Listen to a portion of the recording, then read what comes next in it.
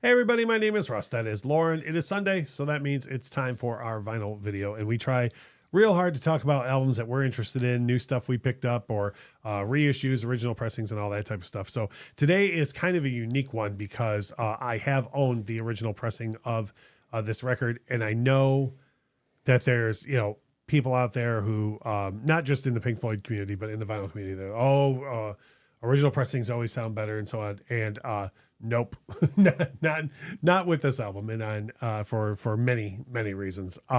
So we are talking about the 2 LP reissue of The Division Bell by Pink Floyd. Technically their last studio record from 1994. They did put out something more recently called The Endless River, which is up for debate whether or not people can say. I kind of consider it a Floyd record. So to me, this is like the last time all of them were together and recorded an album. Okay. Roger Waters, of course, not involved, but Rick Wright was still alive at the time and so on. So to me, this is a Pink Floyd album. And another thing too is, they only put out 2 studio records after Roger left. And I know that Momentary Lapse of Reason has its fans, and I certainly love at least the single Learning to Fly. But I do not like that record at all. And it's not, Roger's not on it thing. I think they're trying too hard to be Roger on A Momentary Lapse of Reason. That album to me sounds like 3 guys who sat around and went, well, what would Roger do? And then tried to do that. The Division Bell to me sounds like 3 guys that were like, well, let's do what we would do. And that to me is why it sounds way more like Pink Floyd than A Momentary Lapse of Reason does. Mm-hmm. Now, a whole lot of the lyrics are complaining about Roger Waters on The Division Bell. I always thought it was funny that Roger Waters put out an album in 92 called Amused to Death, which is brilliant, where one of the main themes is that the whole world's problems are being solved by old men who can't communicate. And then Pink Floyd put out a record 2 years later called The Division Bell, talking about how all the problems in the world could be solved if people would communicate better. While no one will talk to each other you know what I mean? I mean, it's heartening to know at least that 30 years later they've fixed those communication problems. Yeah, it's such a bummer that it's I don't want subject to for a different derail. video, but yeah, it's such a bummer that it's like it has been patched up a couple of times and now it's like as bitter as ever or worse.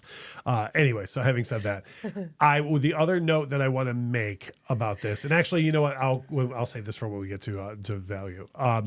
Packaging. So with the original copy of The Division Bell on vinyl from 1994, it was very straightforward affair because it was a 1 LP thing. There was a couple of things that were different. Number one, it wasn't a gatefold because it was just 1 LP. Number two, it was on a translucent blue vinyl. And I have no horse in that race. I don't care about color vinyl at all. I know there's people out there with hard opinions. All hardcover, all color vinyl is bad, all trans. Me personally, I've never heard. Picture discs are a whole other story. For more on that, search this channel for picture discs, and you'll hear my vile opinions on picture discs. But color vinyl, I have no issue with. So the fact that this is on black vinyl and the original was on blue does not play into this for me. It's good packaging overall, like the latest Pink Floyd releases. It's very thick. Cover, the inserts, they're not rice paper sleeves like they should be for the price, which we'll get to in a little bit. But it's all the imagery you expect from the original release. Mm-hmm. If anything, I would like to have seen maybe a little more creativity, like for example, and I always put pictures up, but they famously took pictures of the 2 heads at different times of the day. And there are different versions of the heads. There's the steel ones that everybody knows, but then there's wood ones and whatnot. And they were used across different versions of the original. Like if you bought the Division Bell on cassette at the time that it came out, it had the wooden version of and then if you bought it on CD, it had the daytime one that everyone knows. But the original vinyl had the same steel heads at dusk. Like they were all different. And this is very plain. It's just like all 4 panels between the front cover, the back cover, and the 2 gatefolds are just like all 4 of those different pictures. Oh, yeah. So it's just very plain. Okay. The sound, excellent. To me, this is absolutely fantastic, and this ties into value, which I'll swing back to in a little bit.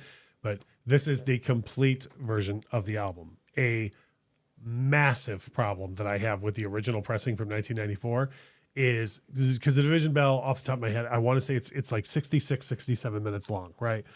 by average, you should only put about 42 minutes of music on vinyl. Both sides altogether should only be 40 minutes. So you got to do one of two things. You either have to cut songs altogether, or I'm sorry, one of three things. You either got to cut songs altogether. You can just put it on. You can put 30 minutes on either side. It's going to sound like total crap. Or you can do what Pink Floyd did, which I wildly disagree with, which is edit the songs. Oh. So you have whole guitar solos missing, whole interludes missing. Like, I don't know how well you know the record, but there's a beautiful acoustic ballad near the beginning of the record called Pulls Apart that has this whole, again, very Pink Floyd interlude in the middle of it. That to me, without doing a full analysis, is a person like really thinking through all this, like before I say these next things, like here's all the sounds in my mind. That's how I take it. It's just gone. It's just not there. Like, it just goes from the second chorus to the third verse. And, that's annoying. Like, that's not the whole song. Right. So, because of that, because the tracks are shorter and the running time of the record is shorter, it sounds fine. But to me, I'd rather have the whole songs. And again, the fact that the new one's on black vinyl, I don't think has anything to do with the sound, but they did use really quiet vinyl. There's no pops, no clicks, no nothing. Price is one I kind of have an issue with this. The lowest I've ever seen this is around $40, which is fairly reasonable, but you're still looking at $20 a disc for one album, right? And this thing gets up to, like, we're talking when it's in print. I'm not talking like when it's out of print, aftermarket. This thing gets up to like $50, $55. And I want to be clear, I'm a huge Roger Waters fan. I've been very clear about that on this channel over the years. I love this record. That's a lot of money to ask for the Division Bell. It is. It just is. Like, The Wall, I think, is outrageous at $50 or $55. And that's my favorite record by anybody ever. So, like, where do you get off charging this for the Division Bell? When the packaging is just plain. You know what I mean? I totally get what you're saying. It's like, so I guess I question this. If they had done something more creative with the packaging of this, however you imagined in your mind, how would you feel about this price point then? If the price point was the same. That's what I mean. Yeah. But yeah, even if it was like die cut where like the eyes were of the statues were inside the record or whatever. Yeah. But like, I don't understand how we got to this price for this release. And there's other 2 LP stuff in the Floyd catalog that's not near this price from the same reissue series. So it's a great question, but yeah, if they would have done anything a little different. Yeah. Value. So that's the thing. To me, this is a little pricey. Yeah. Now, I love this album. This is a Pink Floyd album I'm going to own and I'm going to listen to regularly. I like a lot of the songs. I like the versions of the songs on Pulse better, but I love this complete record. There's like A Great Day for Freedom is like the only song I could do without. The whole rest of the record, I love every song. So for me, I'm all there. Plus, I think recently we saw an original pressing, Gainesville. We were somewhere and we saw an original pressing out of town. We were out of town somewhere. Yeah. And I was telling you, like, oh, look, it's $140. That's a reasonable price for an original pressing. We were in South Carolina. Oh, we were in South Carolina. And that's a reasonable price for original pressing, but like, you're never going to play the original pressing not because to preserve it, but because who wants to hear the edited version of Pink Floyd songs? Right.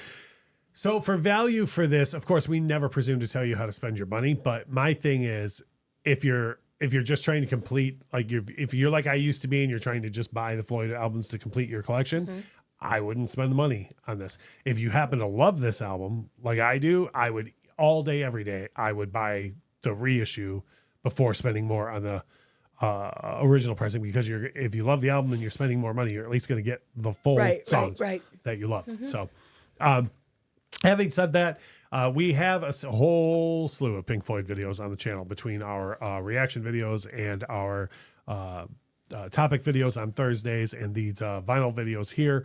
But we're always open to suggestions. So if you have anything you want to see Lauren tackle or myself on the channel, whether it's vinyl or reactions or regular music topic videos, by all means, drop a comment. If you would, please drop a like on the video. Share it around social media if you could. If you're in Pink Floyd groups or vinyl groups or anything, by all means, please share it around because that helps the channel grow.